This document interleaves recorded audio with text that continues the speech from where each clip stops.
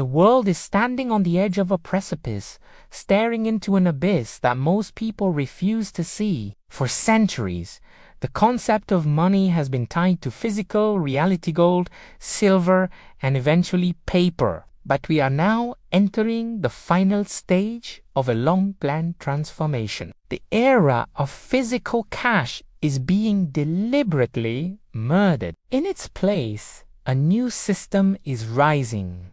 The central bank digital currency, or CBDC.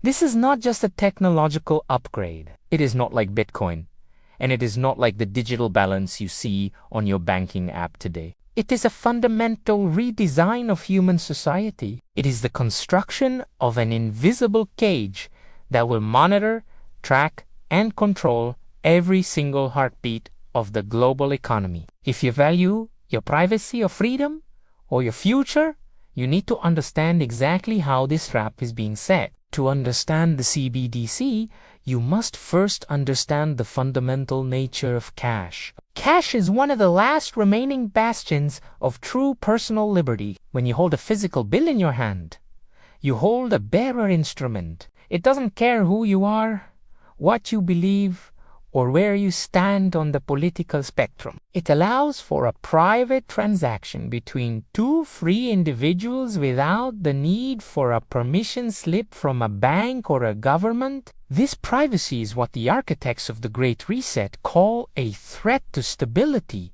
In reality, it is a threat to their total control. By removing cash, they remove your ability to exist outside of their digital panopticon. Every transaction you make becomes a data point, and every data point becomes a weapon that can be used against you. The narrative for the transition is already being sold to the public through a variety of emotional levers. They tell you that digital currencies will make payments faster and more efficient. They tell you that it will end money laundering, terrorism, and tax evasion. They even tell you that it's greener than printing paper money. But these are all masks for the true objective, absolute programmability. Unlike the money we use today, a CBDC is programmable code. This means the central bank can decide when, where, and how you are allowed to spend your own labor.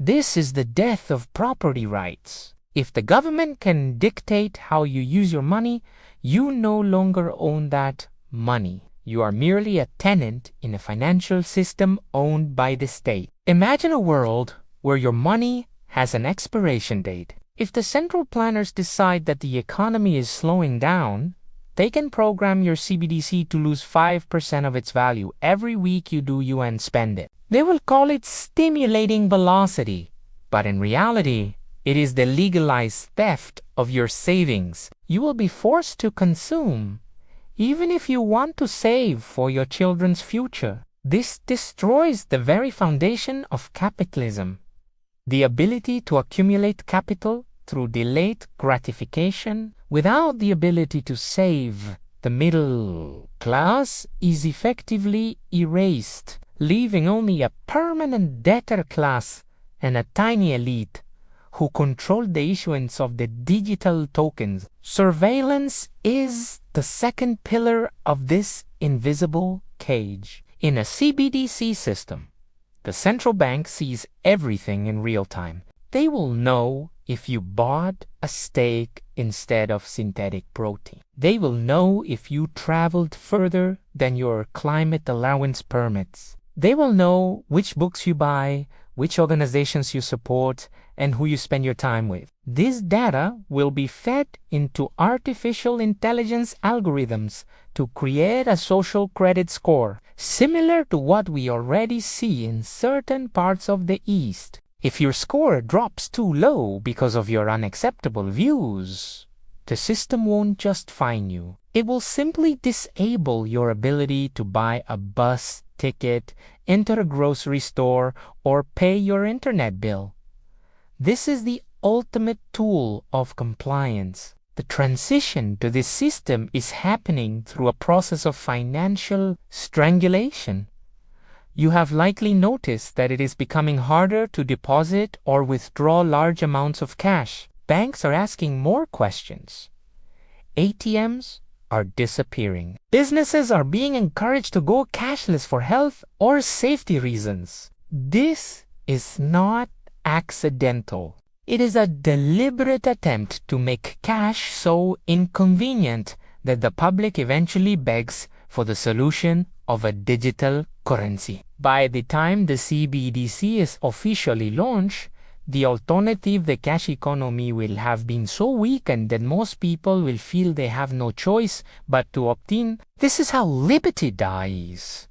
Not with a bang, but with a series of minor inconveniences that lead to a final, irreversible surrender. But the CBDC is not just about control. It is also about the survival of the central banking system itself. The global debt bubble is at an all-time high.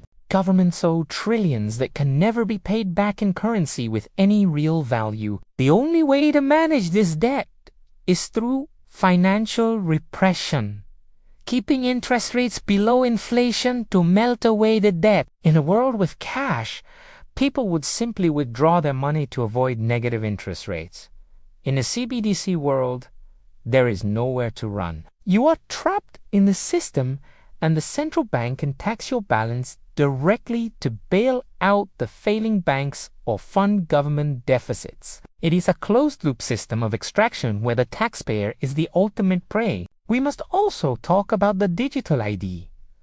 The CBDC cannot function at its full potential without a universal digital identity. This ID will contain your medical records, your biometrics, your social credit score, and your financial wallet. It is the master key to your life. In many countries, the infrastructure for this is being built under the guise of national security or public health. Once your money is tied to your ID, the government has a 360-degree view of your existence. If you lose your ID, or if the government revokes it, you effectively cease to exist in the modern world. You cannot work, you cannot travel, and you cannot trade.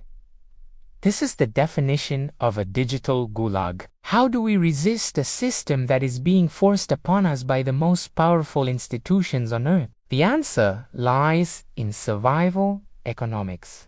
The first step is to build a life that is as independent of the centralized system as possible. This means diversifying your wealth into hard assets that do not require a digital permission slip to hold their value. Physical gold and silver have been the enemies of central bankers for 5 millennia because they are the ultimate exit from the system. They are private, they are tangible, and they have no counterparty risk. When the digital grid goes dark or becomes too restrictive, precious metals will remain the international language of freedom. Furthermore, we must embrace decentralized technologies. While the CBDC is the ultimate tool of centralization, Bitcoin and other decentralized protocols are the ultimate tools of decentralization. They allow for peer-to-peer transfers across borders without a middleman.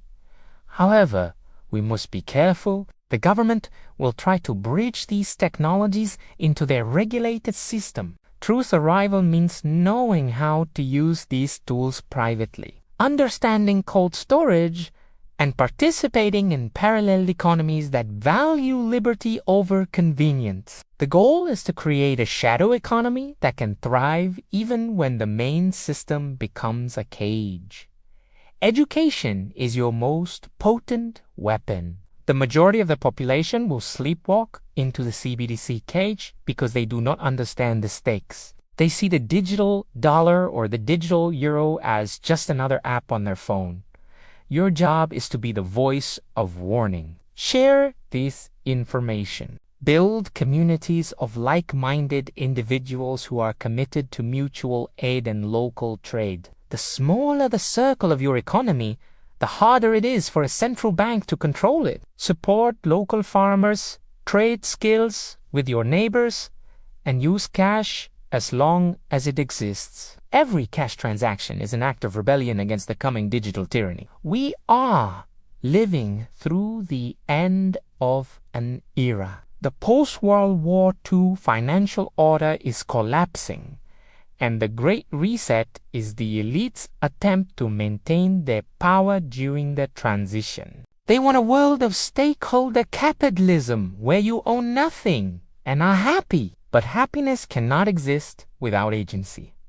Agency cannot exist without privacy. And privacy cannot exist in a CBDC world. The battle for the 21st century is not being fought on a traditional battlefield. It is being fought in the code of our financial systems and the data of our daily lives. As we move toward 2026 and beyond, the pressure to conform will increase. There may be airdrops of free digital money to entice people to download the CBDC app. There may be stimulus checks that can only be spent at certain approved retailers. Do not be seduced by the free tokens.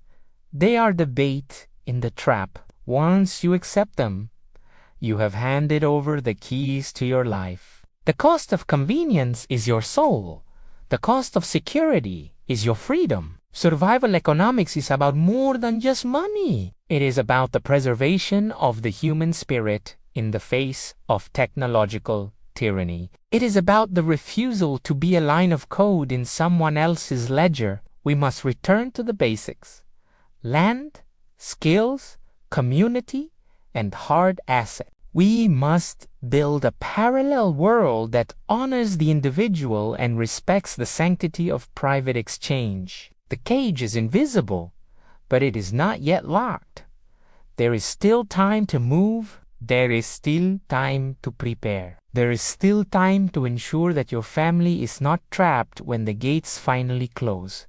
Information is your best asset.